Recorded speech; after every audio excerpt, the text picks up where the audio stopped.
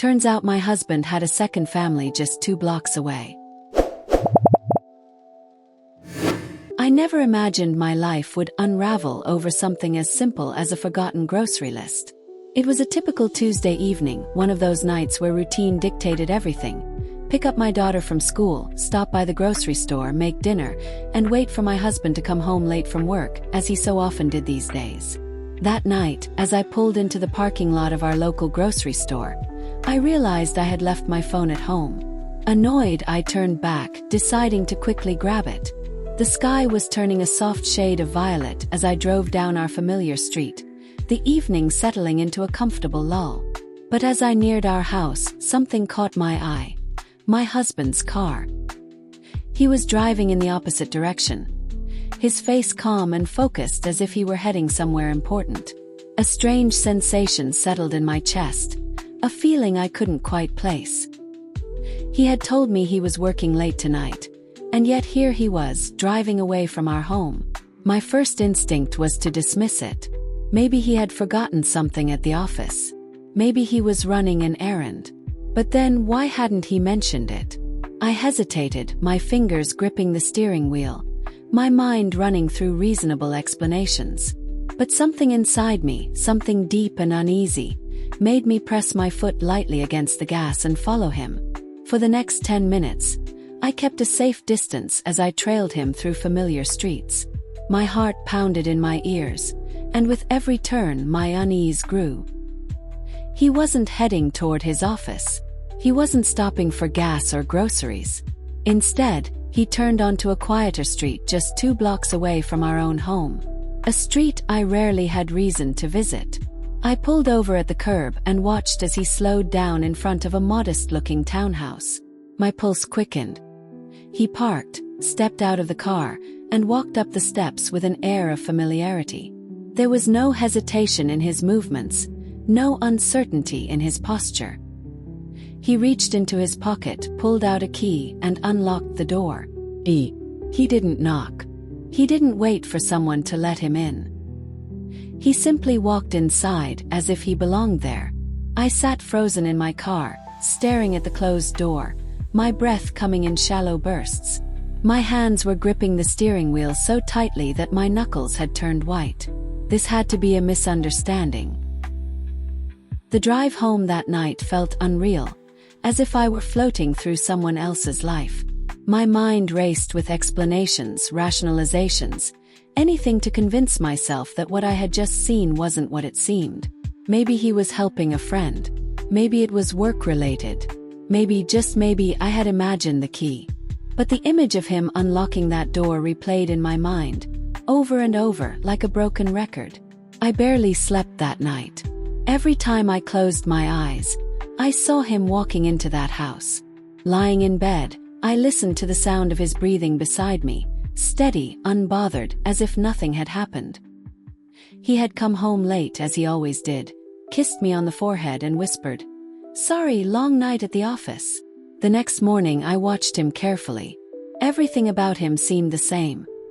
His usual routine, his affectionate words to our daughter, the way he kissed me goodbye before leaving for work. But now, every action, every word felt rehearsed, manufactured. That day, I found myself staring at my phone, my fingers hovering over his number. I wanted to call him, ask him outright where he had been, but something held me back. If he had been lying to me, he'd lie again. I needed proof. Real proof. So I waited. The next time he said he had to work late, I made an excuse of my own. I had forgotten something at the store. I kissed our daughter goodnight, telling her I wouldn't be long, then got in my car and drove. Not to the store, but to the same quiet street just 2 blocks away. I parked a little farther this time, out of sight, my hands shaking as I turned off the engine. And then, just like before, his car pulled up. I held my breath as I watched him step out, check his surroundings, and walk up the steps. This time I saw something I had missed before. Before he reached the door, he pulled out his phone and typed something. Moments later, the porch light turned on. The door opened before he could even knock, and she was there. Woman. Younger than me, but not by much. Long dark hair, soft features, wearing casual clothes that made her look so comfortable, so at home. She smiled at him, a real smile, the kind that reaches the eyes. And then I saw something that shattered whatever weak denial I had left. A little boy, barely 3 years old, peeked out from behind her legs. His small hands gripped the fabric of her sweater as he looked up at my husband with wide, curious eyes. My husband crouched down, his face lighting up in a way I hadn't seen in years. He reached out his arms, and the little boy ran straight into them. I felt my heart stop. That wasn't a co-worker's house. That wasn't a friend. That wasn't work. That was home. For them, at least. For the next month, I lived in a nightmare of my own making, trying to be strong for our daughter while my world fell apart. I couldn't confront him, not yet. I needed to know the truth. I watched him carefully, noticing patterns I had ignored before. He would always leave for late meetings on specific days. His phone was suddenly full of unexplained silences, moments when he would glance at it and step away from me. His excuses made less and less sense.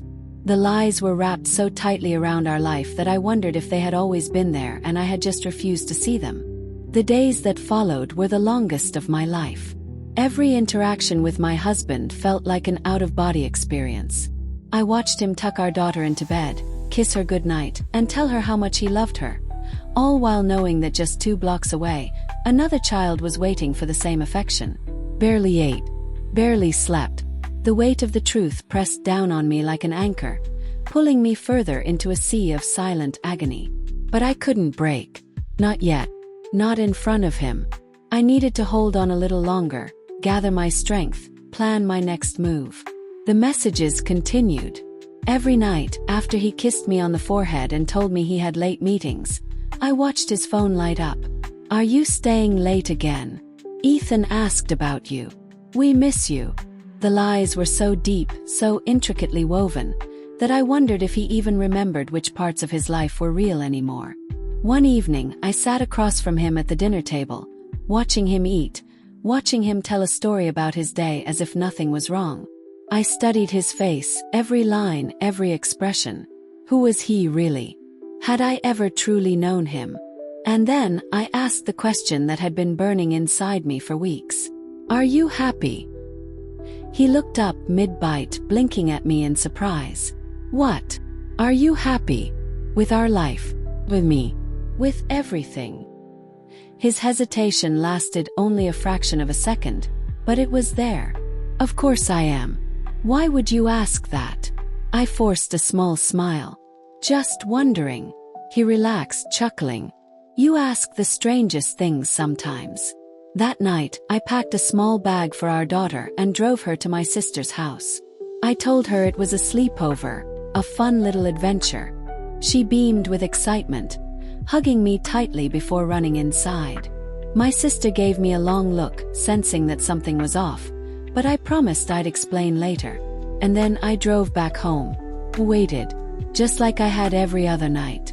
I watched the clock tick past 9, then 10, then 11. And then, like clockwork, his message came. "Late meeting again. Don't wait up." I didn't respond. Instead, I grabbed my keys and drove the now familiar route to that house. But this time I didn't just watch from the car. This time I got out. The air was cold, sharp against my skin as I crossed the street and stepped onto their porch. My heart pounded so loudly I could barely hear myself breathe. My hands shook as I rang the doorbell. A moment later, the door opened. She stood there, blinking in confusion, a little boy peeking from behind her leg. Close, she looked so normal, so unsuspecting. I wondered if she had ever questioned the nights he didn't come home. If she ever sensed the same distance that had settled between us. "Can I help you?" she asked. I swallowed the lump in my throat. "Yes, I think we need to talk." Her eyes flickered with uncertainty. But before she could say anything else, a voice called from inside. "Who is it?" And then he appeared. My husband. His face paled the moment he saw me. His lips parted, but no words came out. He didn't need to say anything. The truth was already laid bare between us. The woman looked between us, realization dawning in her eyes. "You're his wife." The words cut through me like a blade, but I nodded. Silence. Heavy, suffocating silence. I turned back to him, my voice steadier than I thought possible. "You've spent so much time trying to live two lives. But tonight, you get to choose which one you really want." His mouth opened and closed, but I didn't wait for his answer. I had already made my decision. The next morning I filed for divorce. Finally, I knew there was only one way forward. I filed for divorce, knowing I had to put my daughter first. She deserved a father who chose honesty, not one who lived a double life. When I confronted him, he didn't deny it. He just looked tired, defeated, like a man caught between two worlds and knowing he would lose both.